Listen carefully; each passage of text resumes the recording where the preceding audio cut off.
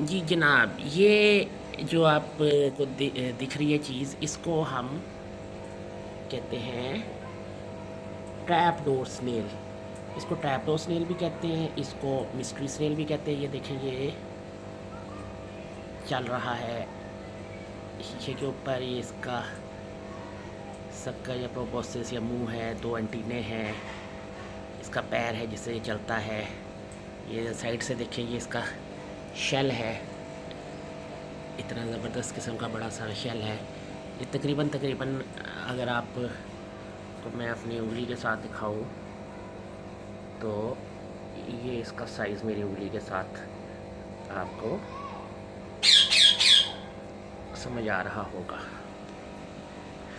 तो ये एक और स्नेल है। इसको ट्रैपडोर स्नेल इसलिए कहते हैं कि अगर आप गौर से देखें तो ये इसके पैर के पीछे पिछली जगह पे एक आपको ये जगह पे एक ढक्कन सा भी नज़र आएगा। तो ये होता है कि जिस वक्त ये स्नेल अपने शैल के अंदर वापस जाता है तो ये ढक्कन से खुद को बंद कर लेता है।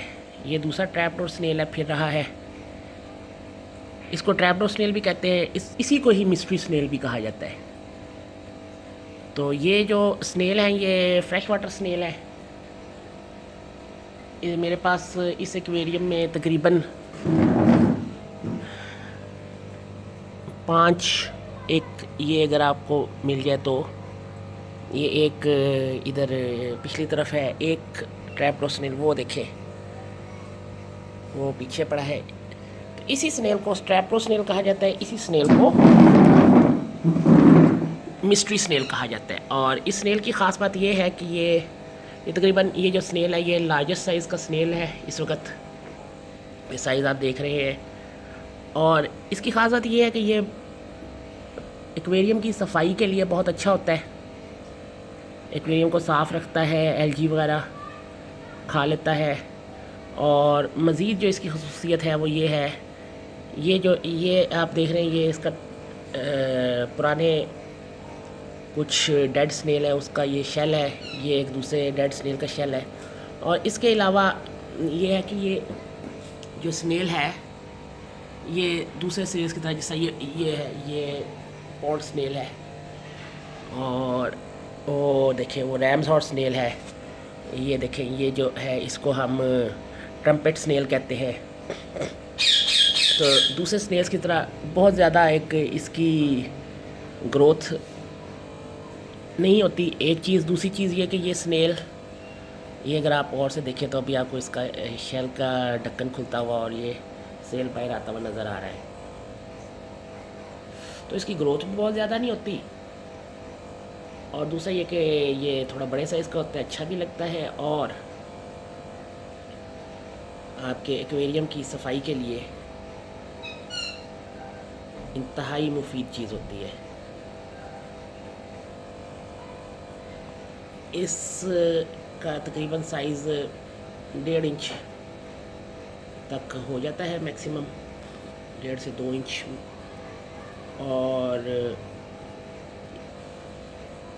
ये स्नेल चूँकि मैंने इधर फोकस ही इसलिए किया हुआ ताकि ये खुल के तो आपको नज़र आए। मैं इधर इसको थोड़ा सा ऐसे एग्जैक्ट फोकस पे कर देता हूँ। तो इसका ये है कि ये स्नेल जो है ये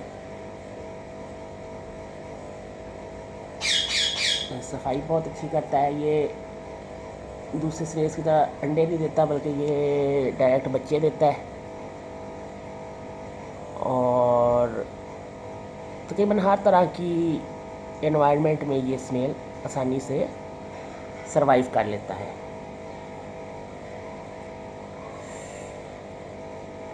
मैं आमतौर पे स्नेल को लाइव बेयर्स के साथ लाजमन रखता हूँ। उसकी वजह यह है कि जिस वक्त लाइव बेयर्स जैसे मॉलीज, गप्पीज़, प्लेटीज़ और इसी तरह की दूसरी होती हैं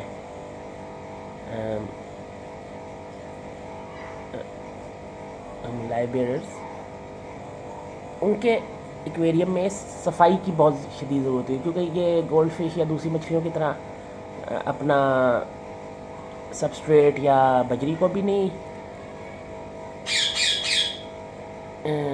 शिफ्ट करती, और दूसरा ये कि इनको आम तौर पे इनके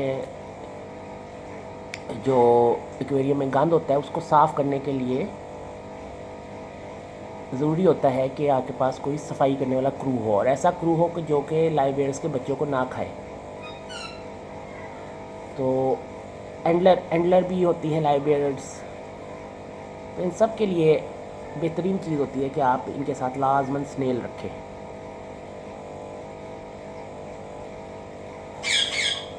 तो जिस तरह कि आप देख ही रहे हैं कि ये एक्वेरियम मेरे प्लेटी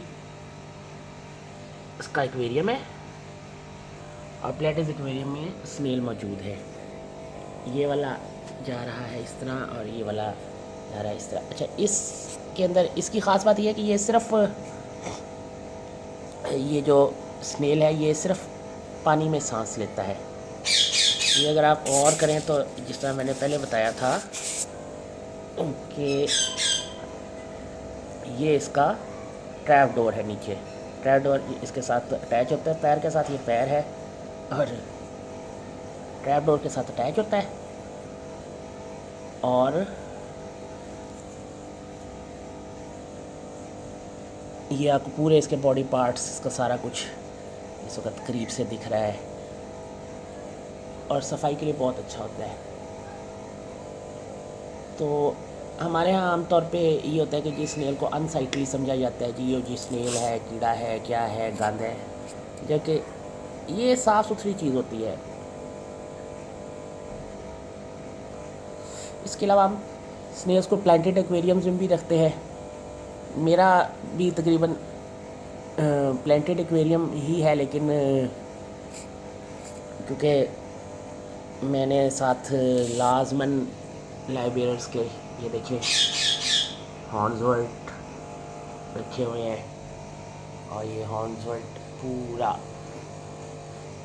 ज़रूरी नहीं होता कि हम बहुत ही कीमती प्लांट्स का प्लांटेड एक्वेरियम करें। जब हमने लाइब्रेरियर्स रखने तो सस्ते या आसान उगने वाले प्लांट्स के साथ भी रख सकते हैं, क्योंकि हॉर्नवर्ट हो गया, पर्ल वीड हो गई, जिसको हम हाइड्रोला भी कहते हैं,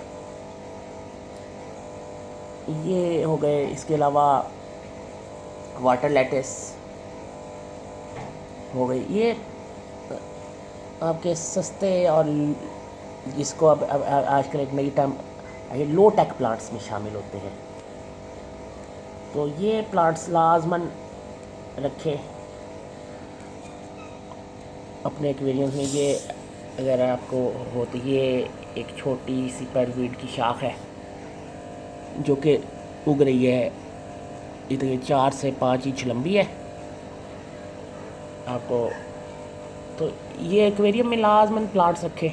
इसके अलावा मैं एक चीज़ करता हूँ कि मैंने एक्वेरियम में, अगर आप गौर करें तो ये इसको हम कहते हैं हेयर एल्गी। ये मैं एक्वेरियम में मौजूद जो प्लास्टिक के प्लांट्स या आर्टिफिशियल प्लांट्स होते हैं उनके ऊपर ग्रो करवा देता हूँ हेयर एल्गी को। तो हेयर एल्गी इस तरह ग्रो कर जाती है प्लांट्स के ऊपर। जो आपके प्लास्टिक के प्लांट्स होते हैं, ये यहाँ पे भी हेयर एल्गी ग्रो की हुई है।